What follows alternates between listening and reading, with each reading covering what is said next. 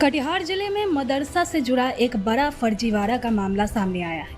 एक नाम, एक रजिस्ट्रेशन नंबर और एक ही एप्लीकेशन नंबर, मगर मदरसा दो।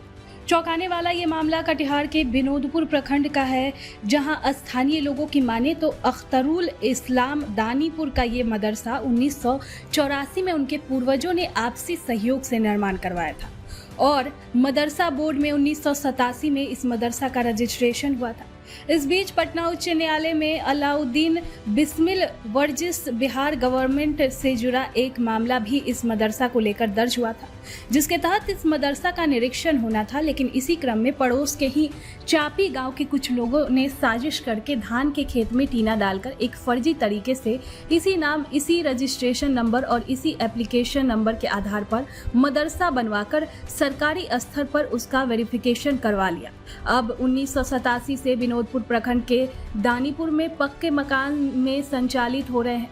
मदरसा से जुड़े लोग इस वेरिफिकेशन के आधार पर मदरसा बोर्ड में सौंप गए रिपोर्ट पर सवाल उठा रहे हैं। दानीपुर से जुड़े मदरसा संचालक और स्थानीय प्रतिनिधियों ने जिला अधिकारी को आवेदन देकर जांच की मांग की है।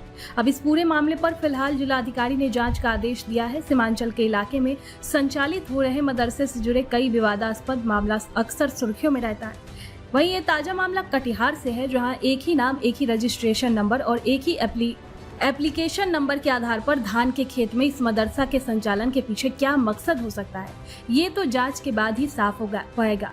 लेकिन कुल मिलाकर मदरसे की फर्जीवाड़ा और इसमें सरकारी वेरिफिकेशन से जुड़ा मामला अपने आप में चौंकाने वाला है। कुछ दो मदरसे की स्थिति इस तरह की बातें आई आपके कुछ माध्यमों से जानकारी प्राप्त हुआ है कि एक नाम से मदरसा 2 जगह पर संचालित है। उसका जिला शिक्षा पदाधिकारी को जांच करके रिपोर्ट देने का आदेश दिया गया। जांच में जैसा भी बात आएगा उसके बाद आगे कार्य करेंगे। मामला क्या है सर? मामला पूरा है जो एक माननीय उच्च न्यायालय पटना में केस दायर हुआ था, Mohammad Alauddin Bismil versus the state of Bihar government, जिसके आधार पे इस मदरसे का निरीक्षण होना था।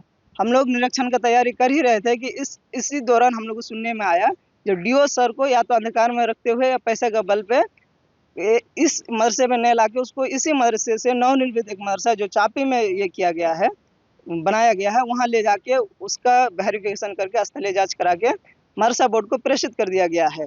और सर सबसे बड़ा मसला यह है जो मदरसा नवनिर्मित बनाया गया है उसका एफिलिएशन संख्या, मदरसा संख्या सब यहीं का यूज किया गया है।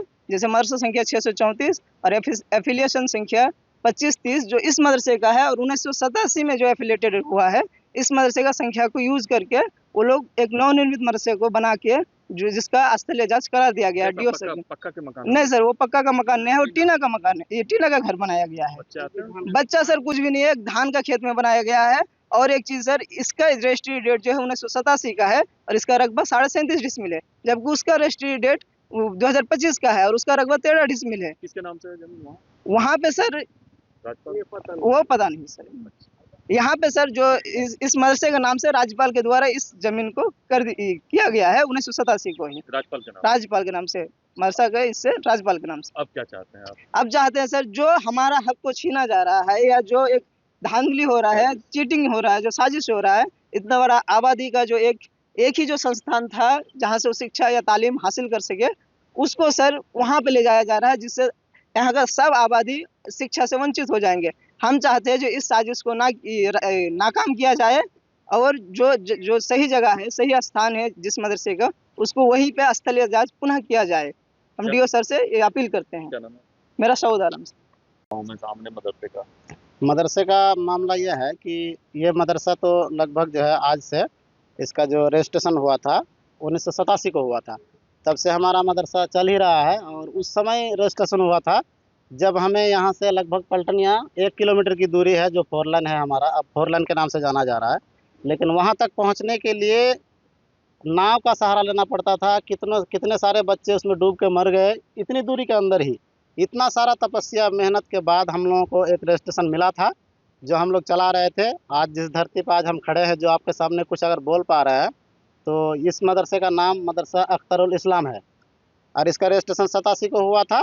और उस समय से हम लोग जो है पूरी तरह मेहनत कर रहे हैं कि इसको पूरी तरह सरकार अपने अंडर में ले और यहाँ के जितने बच्चे हैं जो शिक्षा से महरूम हैं उनको शिक्षा मिल पाए। लेकिन हम लोगों की मेहनत भी कामयाबी हुई थी, लेकिन इस बीच में अभी जो हम लोगों ने मदरसा को आगे बढ़ाने का काम किया, तो इसमें हुआ क्या कि दानीपुर नहर टोला का नाम रख के मदरसा उस मदरसा का नाम क्या है, दारुल हुदा जो चापी है, चापी के पास में ये लोग एक धान का खेत है, वर्तमान में वहाँ पे धान की खेती होती है, वहाँ पे टीना का जो है 4 से 5 रूम या 6 रूम शायद है, उसको उठा के नहर टोला नाम दे के हमारे रजिस्ट्रेशन नंबर जो हमारे मदरसा अख्तरुल इस्लाम का है वो नंबर उसमें डाल के उसको जो है सरकारी जो एक्ट आता है उसके हिसाब से वो चलाने की प्रक्रिया में है।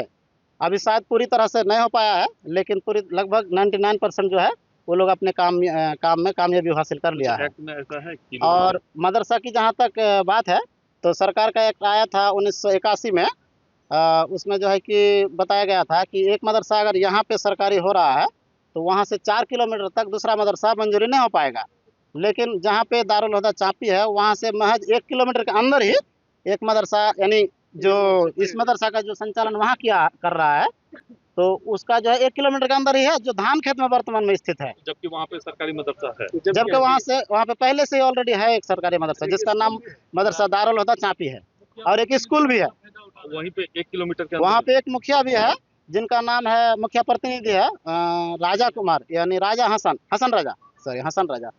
तो मुझे लगता है कि उनका मिली भगत से ही हुआ होगा, ठीक है, क्योंकि जब तक गांव का जो रहनुमा है या मान लीजिए जो जनप्रतिनिधि है, नहीं, अगर वो लोग साथ में नहीं रहेंगे तो शायद वो कामयाब नहीं हो पाएगा।